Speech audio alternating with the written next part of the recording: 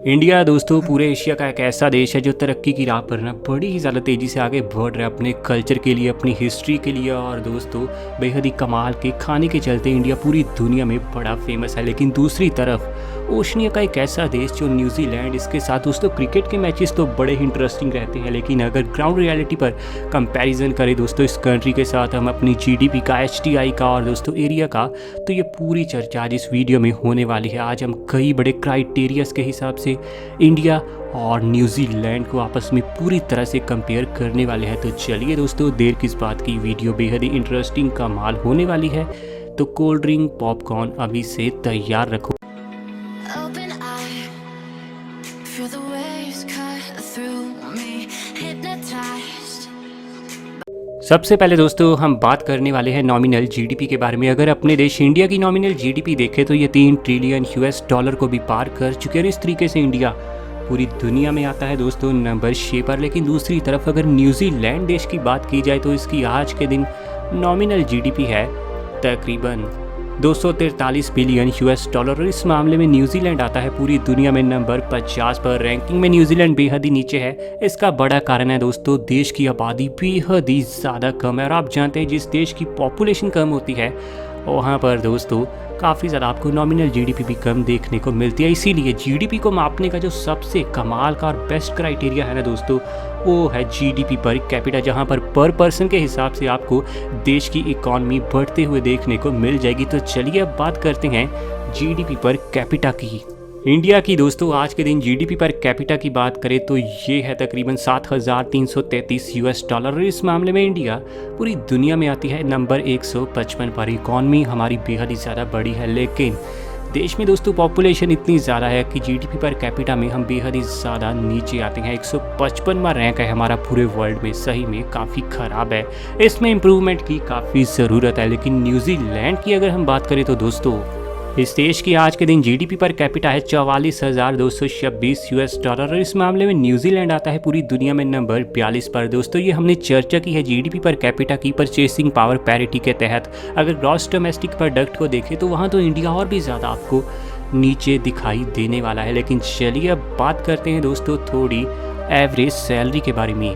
India में बात करें तो यहाँ पर दोस्तों आपको किसी भी जॉब में ज़्यादातर अगर एवरेज सैलरी निकाले तो वो 32,000 रुपये मंथली बन जाएगी। लेकिन एनुअली दोस्तों ज़्यादातर इंडियंस की जॉब करते हुए सैलरी आपको 3,87,000 रुपये से लेकर 7,13,000 रुपये के बीच में देखने को मिल जाएगी। लेकिन न्यूजीलैंड में रहने वाला एक इंसान दोस्तों एवरेज तौर पर ईयरली दोस्तों तकरीबन 82,000 न्यूजीलैंड डॉलर कमाता हुआ नजर आ जाएगा, जो कि 42,70,000 इंडियन रुपए के बराबर देखने को मिल जाएंगे। और न्यूजीलैंड ही दोस्तों दुनिया का वो देश था जिसने कोविड के समय में ना सबसे बढ़िया काम करके दिखाया। जेसिंडा आर्डन तो दोस्तों उस समय दुनिया की सबसे ज़्यादा चर्चा में रहने वाली प्राइम मिनिस्टर भी बन गई थी। कोविड में दोस्तों जेसिंडा आर्डन ने जिस तरीके से न्यूजीलैंड के लिए कमाल काम किए वो सही में काबिल तारीफ़ हैं। चलिए वीडियो में थोड़ा और आगे बढ़ते हुए बात करते हैं अनएम्प्लॉयमेंट रेटिंग के बारे में। अगर दोस्तों अपने इंडिया की बात करें तो यहाँ लेटेस्ट रिपोर्ट जो कि जुलाई 2021 की है, इसका कहना है कि इंडिया में आज के दिन अनएम्प्लॉयमेंट की रेटिंग है 6.95%। यानी हर 100 लोगों के पीछे तकरीबन 7 लोग आपको इंडिया में बेरोजगार देखने को मिल जाएंगे। लेकिन न्यूजीलैंड का यही दोस्तों आंकड़ा है 4.55% का। यानी हर 100 लोगों के पीछे तकरीबन 4 से 5 लोग ही आपको बेरोजगार देखने को मिलेंगे न्यूजीलैंड में। चलिए दोस्तों अब बात करते हैं पॉवर्टी रेटिंग की, यानी गरीबी की समस्या दोनों देशों में कितनी ज़्यादा है। इंडिया में दोस्तों लेटेस्ट डेटा को अगर गौर से देखें तो ये 29% लोग गरीबी को दिखा देता है। इंडिया में हर 100 लोगों के पीछे आपको 29 लोग पूरी तरह से गरीब देखने को मिल जाएंगे। लेकिन वहीं न्यूजीलैंड की बात की जाए तो यहाँ पर दोस्तों पॉवर्टी रेटिंग है 13% के आसपास।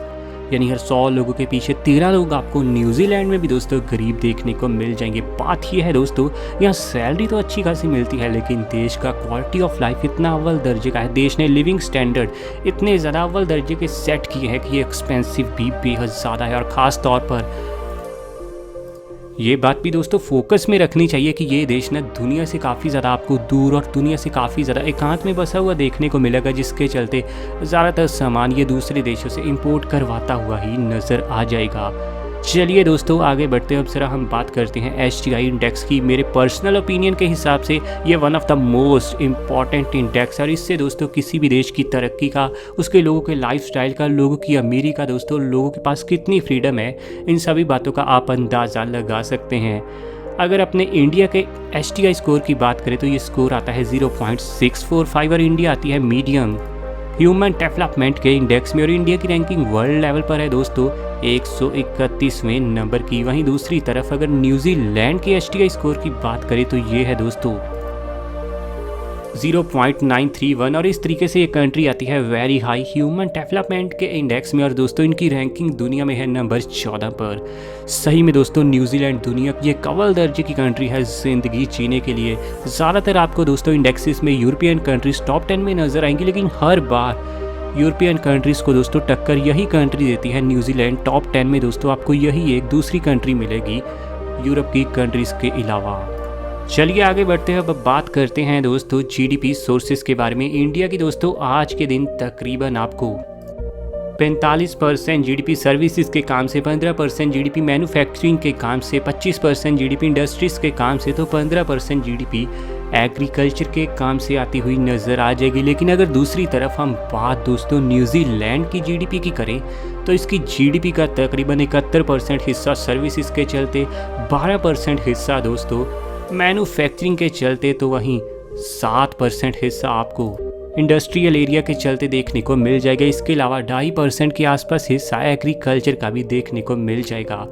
चलिए दोस्तों वीडियो में थोड़ा और आगे बढ़ते हैं। अब जरा हम बात करते हैं दोनों ही देशों के एरिया के बारे में। अगर सबसे पहले अपने देश इंडिया के दोस्तों टोटल एरिया की बात करें तो ये है 32,87,263 स्क्वायर किलोमीटर के आसपास, और एरिया के हिसाब से इंडिया दुनिया का 7वां सबसे बड़ा देश, और देश के दोस्तों टोटल एरिया में 9.6% हिस्सा तो आपको पानी का ही देखने को मिल जाएगा। लेकिन न्यूजीलैंड की बात करें तो बेहद ही ज़्यादा खूबसूरत लगने वाला ये देश 2,68,021 स्क्वायर किलोमीटर में फैला हुआ देखने को मिल जाएगा, और दोस्तों एरिया के हिसाब से ये दुनिया का 75वां सबसे बड़ा देश, और इसके टोटल एरिया में आपको 1.6% हिस्सा पानी का देखने को मिल जाएगा।